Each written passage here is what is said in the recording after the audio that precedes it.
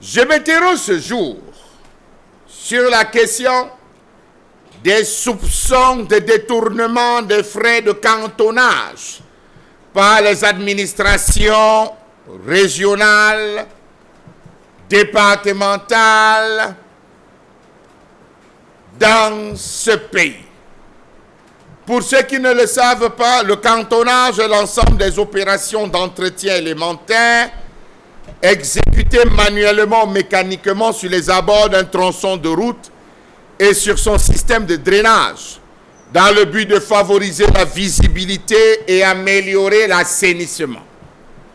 Le cantonnage routier est la première activité qui permet à la route de se maintenir dans son état initial après sa construction, sa réhabilitation ou son entretien. Mais en même temps, sécurise les usagers de par la visibilité qu'il offre à une route. Le décret présidentiel du 20 avril 2017 portant nomenclature routière définit clairement le rôle de chacun suivant la catégorie des routes. Ainsi, l'État a la charge des autoroutes et des routes nationales. La région a la charge des routes régionales et la commune est responsable des routes communales. L'État a donc la charge des routes nationales. Le MINTP, dans sa politique, avait souhaité que la supervision du cantonnage routier sur ces routes soit assurée par les délégués régionaux.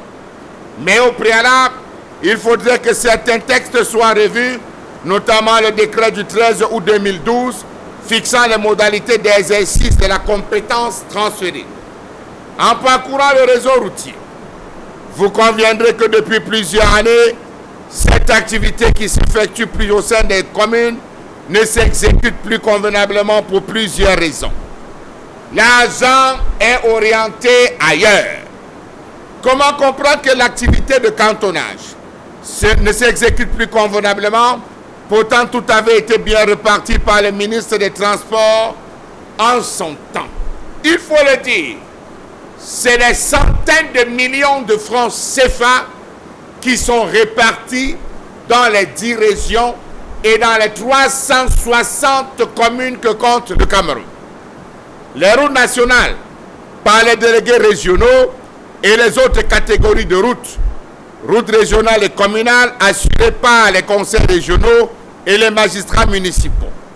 Comment comprendre que les 11 tâches du cantonnage les plus importantes ne soient pas respectées, notamment l'identification des ouvrages, l'appréciation de leur état, l'identification des panneaux de signalisation, leur emplacement, débroussaillement des abords, nettoyage des équipements, décapage et nettoyage des accotements, curage des fossés et exutoires.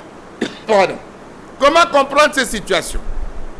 Lorsqu'on sait que depuis 2022, les présidents des conseils régionaux sont ordonnateurs du fonds routier. Par conséquent, ont un certain droit de regard. Savez-vous que le cantonnage routier fait l'objet d'un transfert aux communes depuis 2012 et que jusqu'à ce jour, le gombo a été fractionné? Une route d'1 kilomètre, 1 kilomètre équivalent à 1000 mètres, a été divisée en 5. Une route d'1 kilomètre, équivalent de 1000 mètres, a été divisée en 5 et répartie, tenez-vous tranquille, en 5 entreprises. Il parle de cantonnage par lot. Ce transfert, disent-ils, vient du fait de la proximité des communes à favoriser la maîtrise de cette activité dont la concentration au niveau de l'État central rend la gestion assez lourde.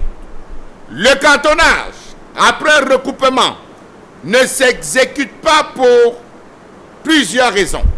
Des raisons connues, des raisons entretenues au sein même du gouvernement. Première raison, la multiplicité des intervenants sur le même itinéraire. Pour 1000 mètres de route en cantonnage, 5 entreprises différentes, 5 lots. Comment on va intervenir, diviser 1000 par 5 pour voir ce que chacun va avoir, pour pouvoir nettoyer. Pour 1000 mètres, pour 3 km, pour 4 km, on se partage et on partage entre conseillers et amis. Deuxième point, la mauvaise programmation des interventions et l'implication approximative des riverains. L'absence d'harmonisation et de synchronisation de la passation des marchés et des activités sur le terrain. L'itinéraire de cantonnage qui traverse plusieurs communes. Est-ce que vous savez que le délégué régional du littoral ayant la charge de l'entretien sur les routes nationales partage non pas le même gombo, mais il a son gombo. Et étant donné que la nationale passe par plusieurs communes, commune de Mbanga, commune de Njombe-Pendia, ils ont leurs droits. La commune, elle aussi, a son gombo dans la part transférée par l'État.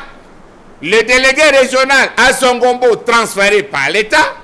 Le délégué régional dit, la commune va faire. La commune dit non, c'est le domaine de l'État, c'est une route nationale. Rien n'est clair dans les textes.